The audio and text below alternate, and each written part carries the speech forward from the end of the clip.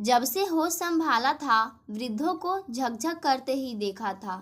क्या घर क्या बाहर, सब जगह यही सुनने को मिलता था कि ये वृद्ध तो सचमुच धरती का बोझ है। ना जाने इन्हें जल्दी मौत क्यों नहीं आती। हमने इन्हें पाल पोस कर इतना बड़ा किया, अपनी जान की परवाह तक नहीं की। आज ये कमाने लायक हुए हैं तो हमें बोझ समझने लगे। यह वृद्धों की शिकायत होती। मेरी समझ में कुछ नहीं आता कि आखिर दोष किसका है, वृद्धों का या जवानों का। लेकिन डर बड़ा लगता है। मैं वृद्धा हो जाऊंगी तो क्या होगा। हमारे रिश्ते में एक दादी थी, वृद्धा तो नहीं थी लेकिन वृद्धा बनने का ढोंग रचती थी, इसलिए कि पूरा परिवार उनकी ओर ध्यान दे। उन्हें खाने पीने का बहुत शौक था।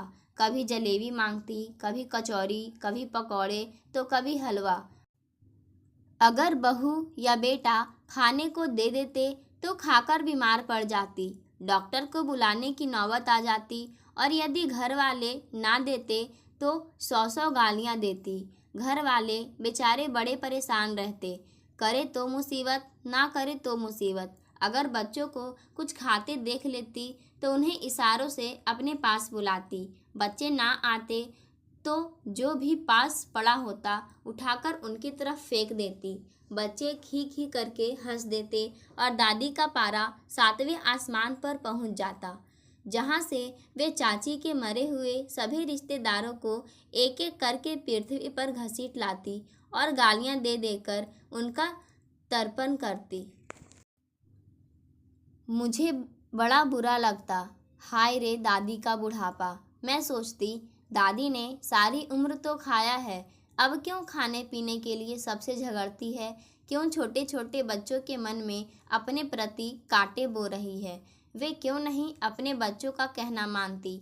क्या बुढ़ापा सचमुच इतना बुरा होता है। ये सोचकर ही मैं कांप उठती। अगर वृद्धावस्था ऐसा ही होता है तो मैं कभी वृद्धा नहीं होऊंगी। उधर मेरी नानी को नई सनक सवार हुई थी। उन्हें अच्छे अच्छे कपड़े पहनने का शौक चुराया था। जब वे देखती कि बहू लकदक करती घूम रही है तो सोचती कि वे भी क्यों ना सफ़ेद और उजले कपड़े पहने। वे सारा दिन चारपाई पर बैठी रहती, आते जाते को कोई ना कोई काम कहती ही रहती। जब भी मेरी मामी बाहर जाने को होती तो नानी को ना जाने क्यों कलेजे में दर्द होने लगता। नतीजा यह होता कि मामी को रुकना पड़ जाता। मामी अगर भूल से कभी यह कह देती कि आप उठकर थोड़ा बहुत घुमा फिरा भी करो, भाजी ही काट दिया करो या बच्चों को दूध नाश्ता दे दिया करो।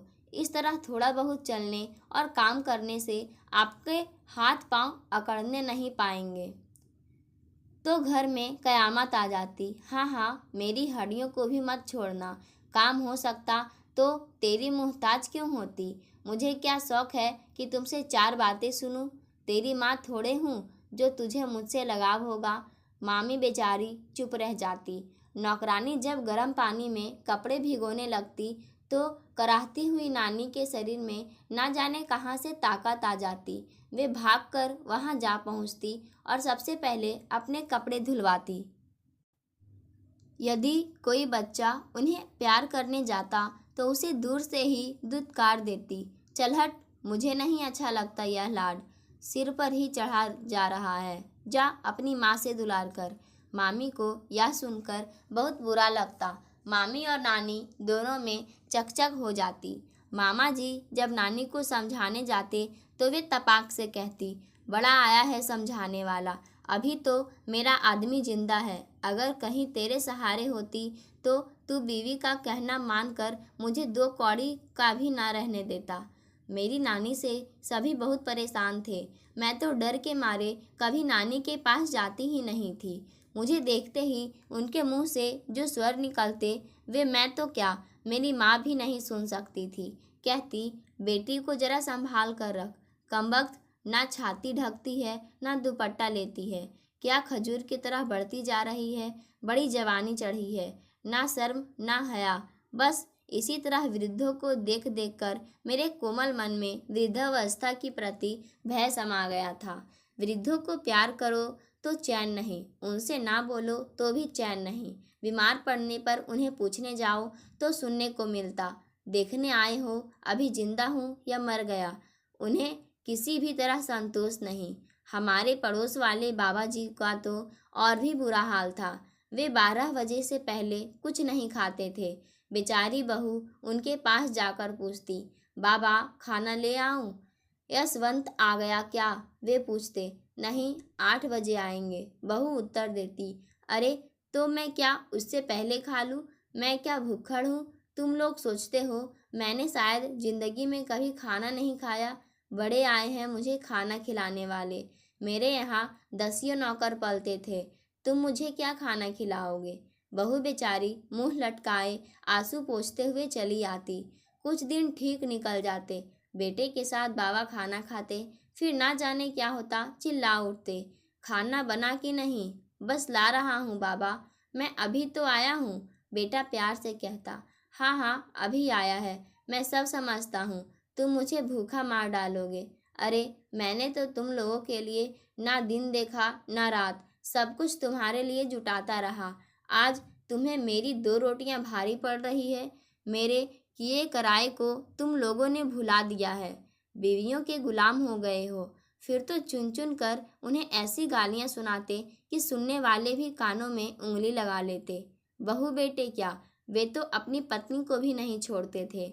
उनके पांव दबाते दबाते बेचारी कब ऊँघ जाती तो कयामत ही आ जाती। बच्चे कभी घर का सौदा लाने को पैसे देते तो अपने लिए सिगरेट की डिबिया ही खरीद लाते। ना जाने फिर मौका मिले कि नहीं, सिगरेट उनके लिए जहर थी। बच्चे मना करते तो तूफान आ जाता। यह वृद्धावस्था सचमुच ही बड़ी बुरी है। मालूम नहीं लोगों की उम्र इतनी लंबी क्यों होती है। अगर उम्र लंबी ही होनी हो तो उनमें कम से कम सामंजस्य स्थापित करने की तो बुद्धि होनी चाहिए।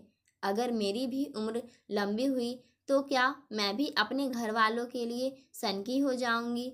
क्या मैं अपना मिट्टी स्वयं ही परीद करूंगी? हमेशा यही सोचकर अपनी सुंदर जवानी को भी घून लगा बैठी थी। बार बार यही ख्याल आता, जवानी तो थोड़े दिन ही अपना साथ देती है और हम जवानी में सबको खुश रखने की कोशिश भी करते हैं, लेकिन यह कमबख्त वृद्धावस्था आती है तो मरने तक पीछा नहीं छोड़ती। फिर अकेले भी तो नहीं आती, अपने साथ 25 बीमारियां लेकर आती है। सबसे बड़ी बीमारी तो यही है कि वह आदमी को झक्की बना देती है। इस तरह अपने सामने कितने ही लोगों को वृद्धावस्था में पांव रखते देखा था। सभी तो झक्की नहीं थे, उनमें से कुछ संतोषी भी तो थे, पर कितने, बस गिने चुने ही। कुछ बच्चों की तरह जिद्दी देखे तो कुछ सठियाए हुए भी। देख देख कर यही निष्कर्ष निकाला था कि कुछ वृद्ध कैसे भी हो, अपने को तो समय से पहले ही सावधान होना पड़ेगा। बाकी वृद्धों के जीवन से अनुभव लेकर अपने आप को बदलने में ही भलाई ही है। कहीं ऐसा ना हो कि अपने बेटे ही कह बैठे, वाह माँ, और लोगों के साथ तो व्यवहार में हमेशा ममतामयी बनी रही। हमारे परिवार वाले ही क्या ऐसे बुरे हैं जो मुंह फुलाए रहती हो? लीजिए साहब, जिस बात का डर था वही हो गई। वह तो बिना दस्तक दिए ही आ गई। हमने शीशे में झांका तो वह हमारे सिर में झांक रही थी। दिल धड़क उठा।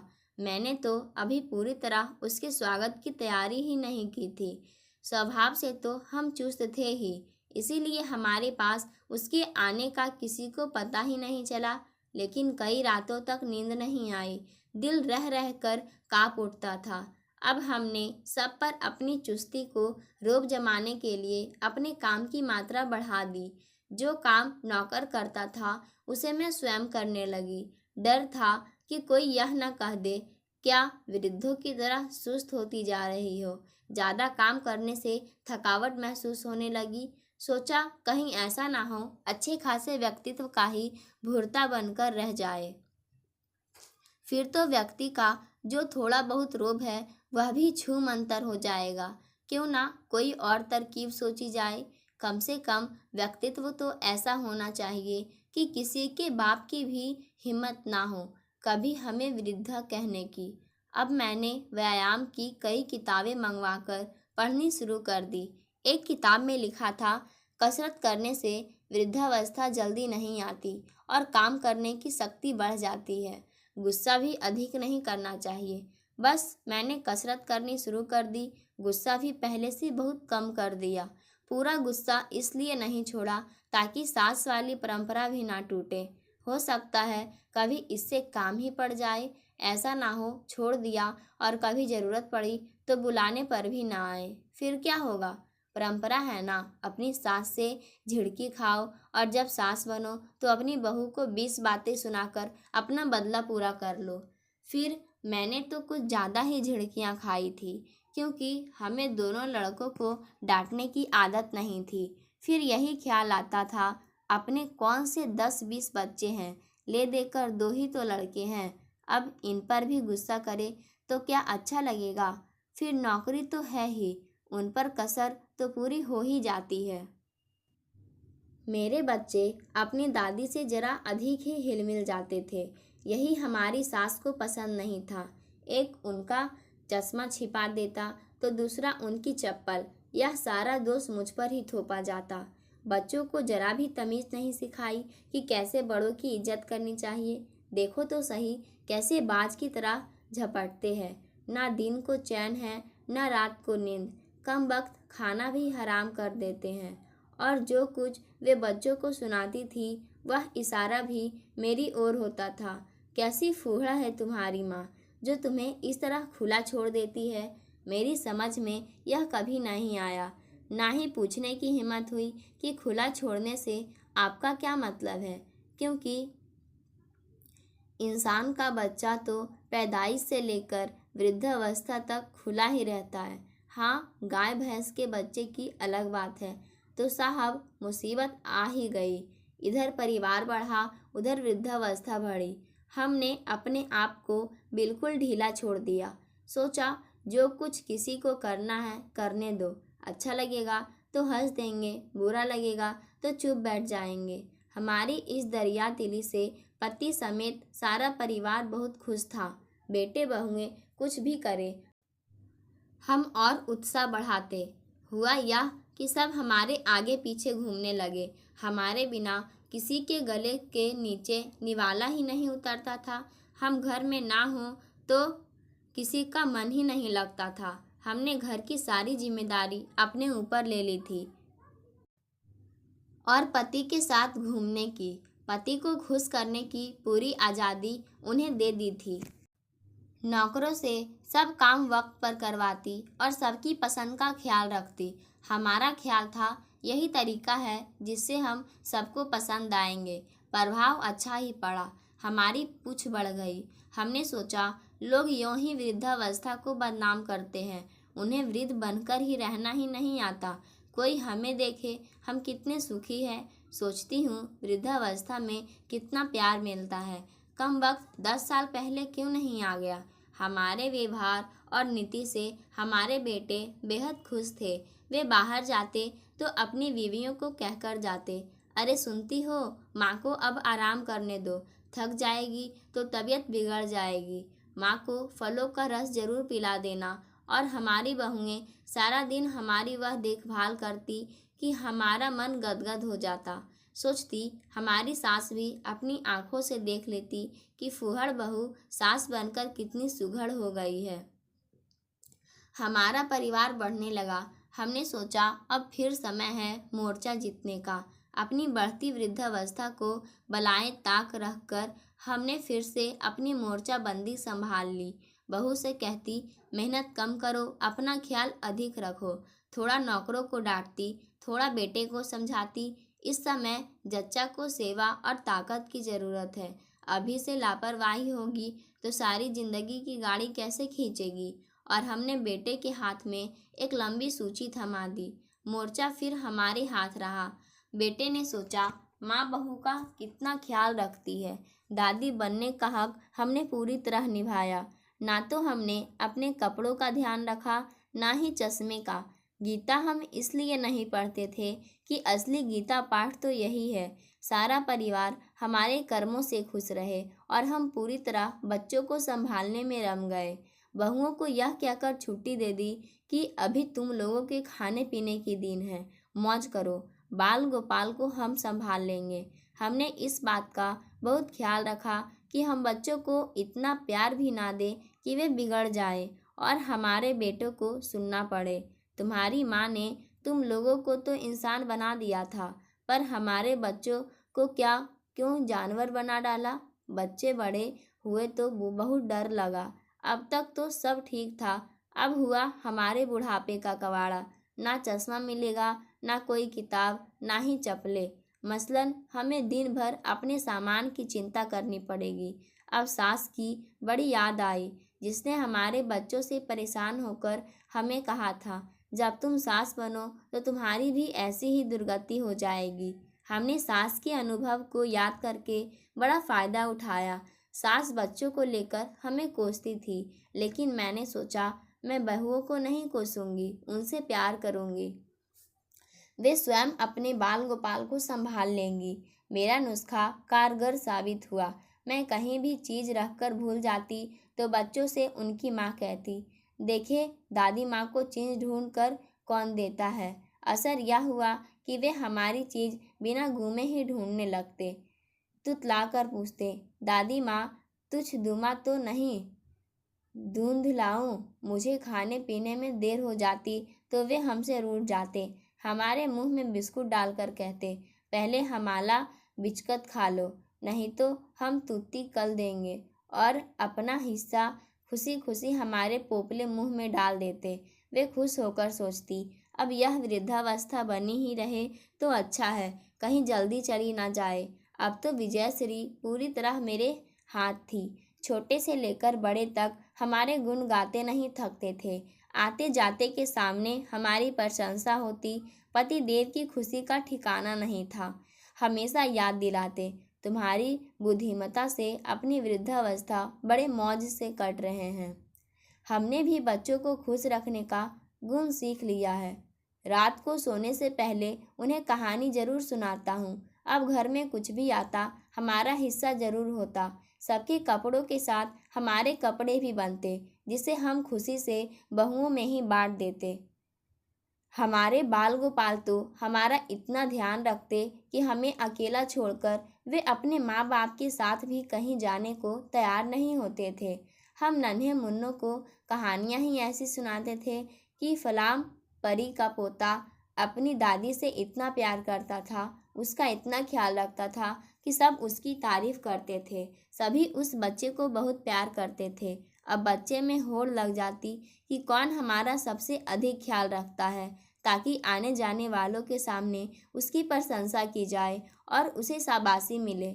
दूसरा काम मैंने यह किया और बच्चों को यह सिखा दिया कि अपने मम्मी डैडी का सबसे पहले कहना मानना चाहिए। हमें डर था कि कहीं बच्चे सिर्फ हमारा ही कहना मानते रहे तो हो सकता है हमारे खिलाफ बगावत हो जाए और हम मोर्चा हार जाएं। गजब तो उस दिन हुआ जब इतना ज़्यादा प्यार हमारे दिल को सदमा दे गया। हुआ यह कि हमारे नन्हे मुन्नों की माँ एक बहुत सुंदर साड़ी लाई थी। वह हमें भी दिखाई गई। उस समय नन्हा भी मौजूद था। यह तो मैं बताना भूल ही गई कि घर में जो कुछ भी आता था सबसे पहले हमें दिखाया जाता था, क्योंकि हमने अपनी बहुओं को बातों बातों में कई बार जता दिया था कि हम तो अपनी सास जी को दिखाए बगैर कुछ पहनते ही नहीं थे। जब वे देख लेती तब हम उस वस्तु को अपनी अलमारी में शरण देते थे। सो बहुओं की भी यही आदत बन गई थी। हमें पता था हमारी सास तो जिंदा है नहीं जो वे उससे वास्तविकता पूछने जाएगी। मैं बता रही थी ना कि हमें साड़ी बहुत पसंद आई थी। नन्हा बोला, दादी माँ यह तुम्हें अच्छी लगी है? हाँ बेटा, बहुत अच्छी है, हमने इतना प्यार करते हुए कहा। तो यह तुम ले लो। वह हमारे गले में बाहें डालता हुआ बोला, मेरे तो बाल सफ़ेद हो गए बेटा, मैं इसे अब क्या पहनूंगी। मैंने मायूसी से कहा, तो ऐसा करते हैं दादी माँ, इसे हम तुम्हारे लिए रख लेते हैं। प्यार से बोला वह, मेरे लिए क्यों रख लोगे? मैंने विस्मय से पूछा। हम तुम्हारे ऊपर कफन डालेंगे। वह भोलेपन से बोला था, क्या बकवास कर रहा है, जानता है कफन क्या होता है? मम्मी ने उसे डांटा। हाँ हाँ जानता हूँ। सोमू की दादी मरी थी तो तुमने डैडी से नहीं कहा था? बहू बेटे ने अपनी माँ पर बहुत अच्छा कफन डाला था। नन्हा झिड़की खाकर रुआंसा हो गया था। बस इसी बात का सदमा मेरे मन में बैठ गया है। मैं सोचती हूँ इतना प्यार भी किस काम का, जो मरने से पहले कफन भी संजो कर रखवा दे। मुन्ने ने जब से अपनी माँ से साड़ी का कफन बनाने के लिए कहा था, वह साड़ी रख दी गई थी। शायद मुन्ने की माँ के मन में कफन का नाम सुनकर वहम आ गया था। शायद इसीलिए उसने उससे नहीं पहना। मेरी परेशानी का अंत नहीं है। मैं अब किससे कहूँ? किसी नीति की सहारा लूँ? कहने से भी डरती हूँ। परिवार वाले तो अलग, अपने पति से भी नहीं कह सकती कि मेरा कफन आ गया है। सोचती हूँ क्या कहेंगे। कहाँ वृद्धावस्था आने से पहले ही मरना चाहती थी, अब जीवन से इतना मोह हो गया है कि मरना ही नहीं चाहती। अब तो मुन्ने पर गुस्सा करके मन ही मन यही कहती हूँ, तेरा इतना प्यार भी किस काम का? काश तू 10 साल बाद पैदा होता, ताकि जल्दी मेरे कफन की व्यवस्था ना होता। इसलिए कहते हैं बच्चे के सामने कोई भी बात बड़े सोच समझ कर करने चाहिए। इतने दिन तक बच्चे अच्छे लगते थे, आज वही बच्चे खराब लगने लगे थे। खैर ये सारी बातें दरकिनार करके मैं फिर से अपनी दिनचर्या में रम गई। पाठकों, आज की कहानी यहीं समाप्त होती है। धन्यवाद।